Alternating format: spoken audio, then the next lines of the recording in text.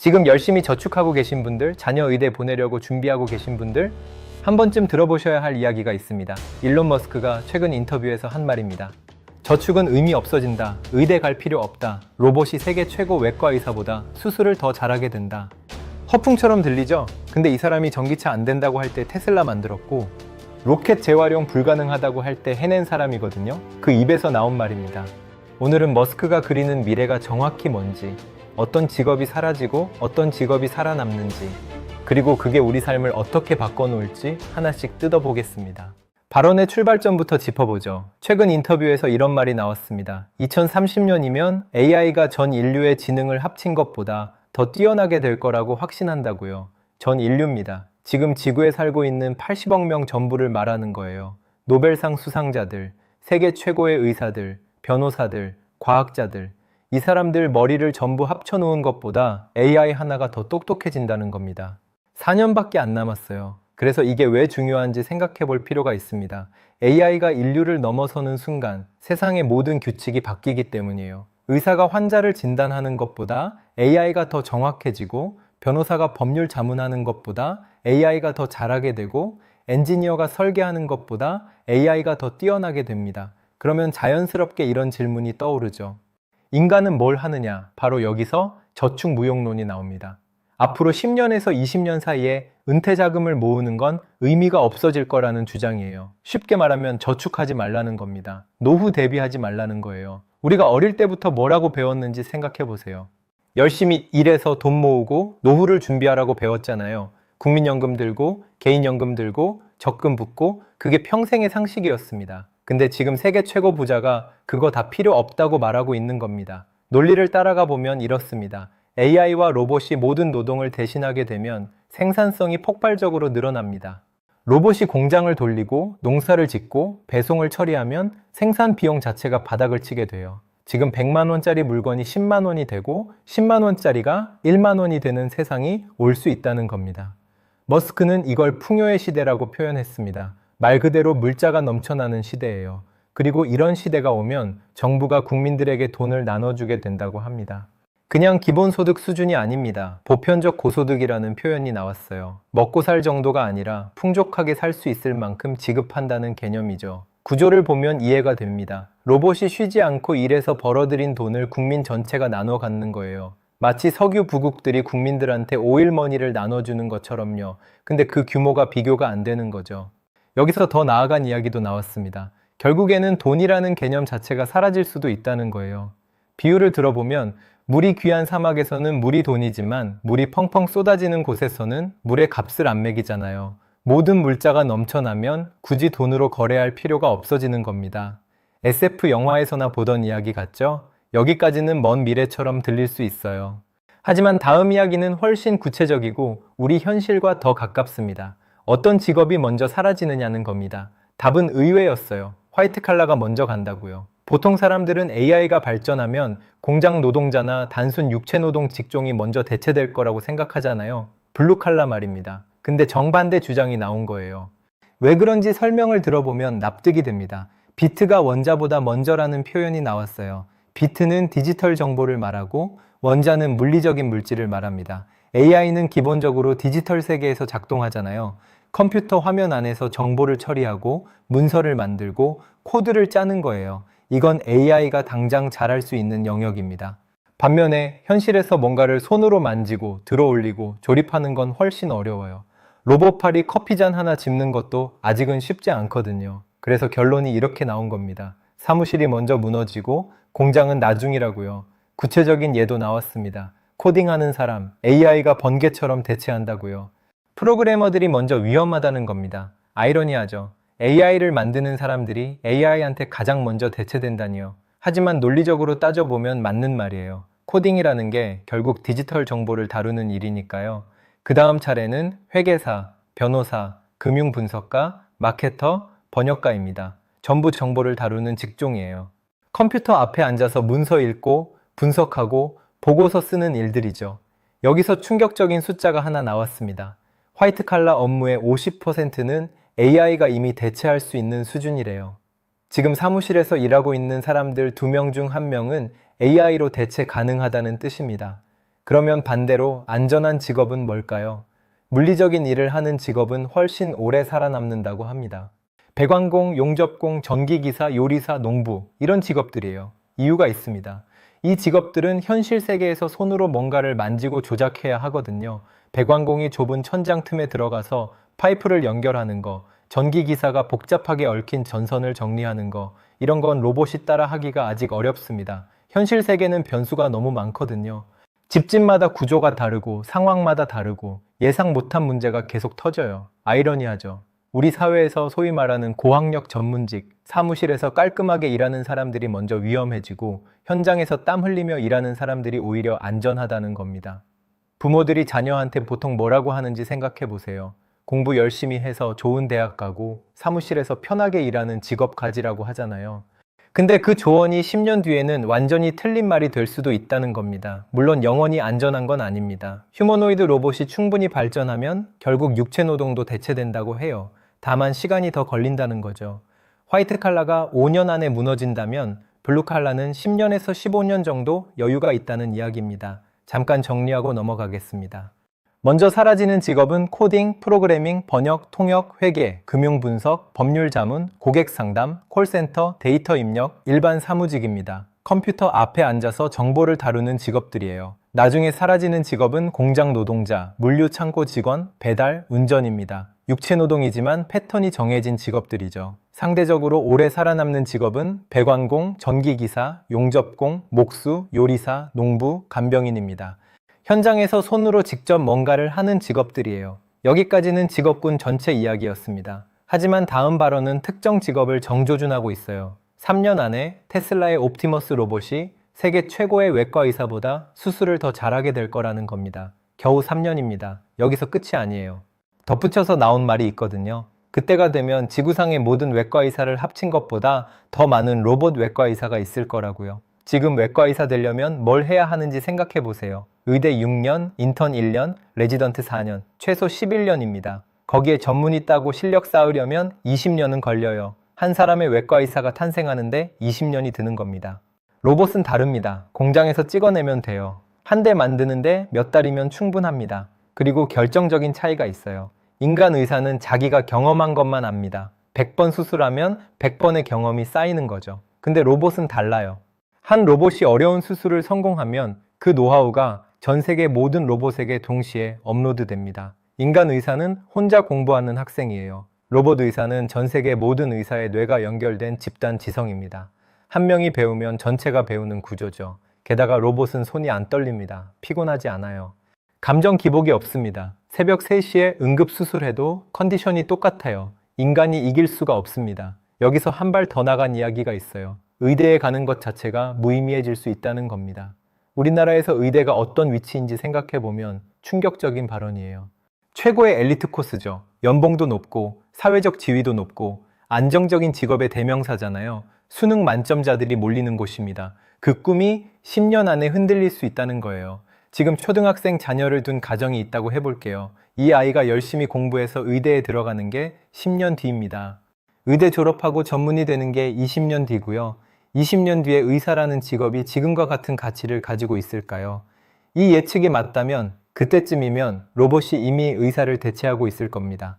20년 동안 피눈물 흘려가며 공부했는데 막상 전문의가 됐더니 로봇이 더 잘한다고요. 상상이 되시나요? 내 자식한테 그런 일이 벌어진다고요.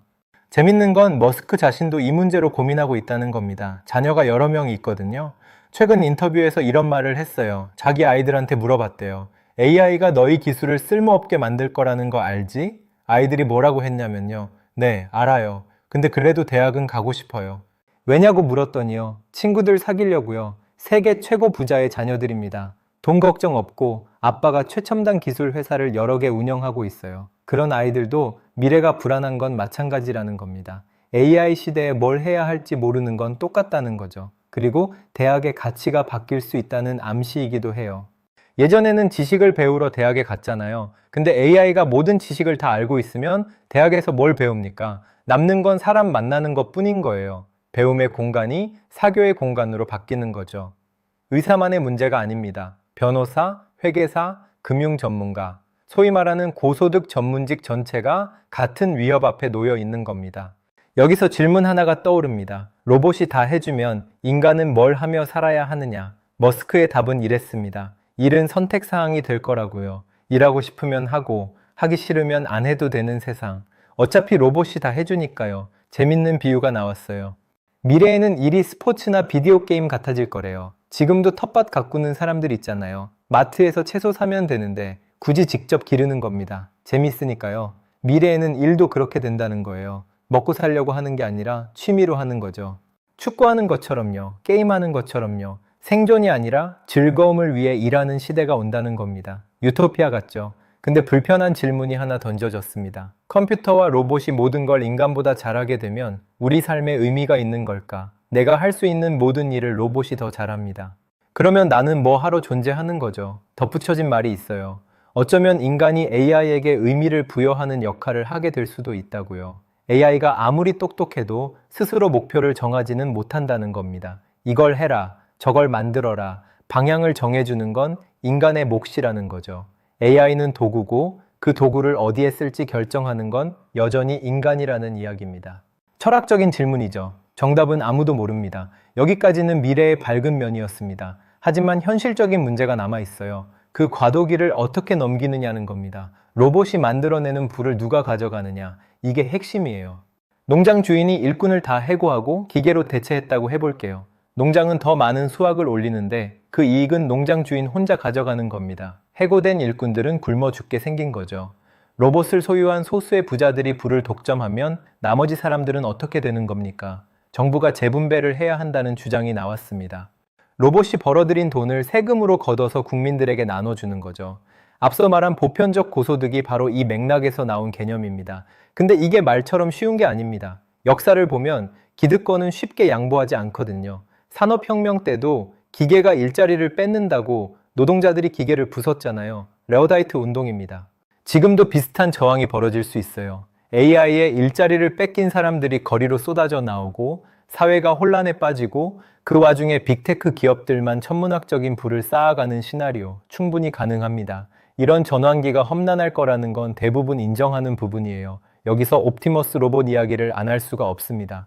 이 미래의 중심에 있는 게 바로 이 로봇이거든요. 테슬라가 만들고 있는 휴머노이드 로봇입니다. 사람처럼 생겼어요. 키 173cm, 몸무게 57kg, 두 팔 두 다리가 있고 손가락도 있습니다. 처음 발표했을 때 다들 비웃었어요. 사람이 로봇 옷 입고 춤추는 게 전부였거든요. 또 허풍친다고요. 지금은 다릅니다. 실제로 움직이는 로봇이 나왔어요. 걷고, 물건 짚고, 계단 오르내립니다. 테슬라 공장에서 이미 파일럿 생산 라인이 돌아가고 있어요. 실제로 로봇을 찍어내기 시작한 겁니다. 계획대로라면 곧 텍사스에서 연간 1000만 대를 생산하게 됩니다.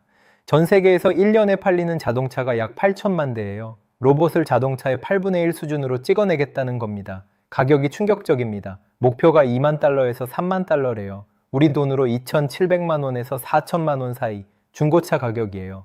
웬만한 신차보다 쌉니다. 차 한 대 값의 절반도 안 되게 만들겠다고 해요.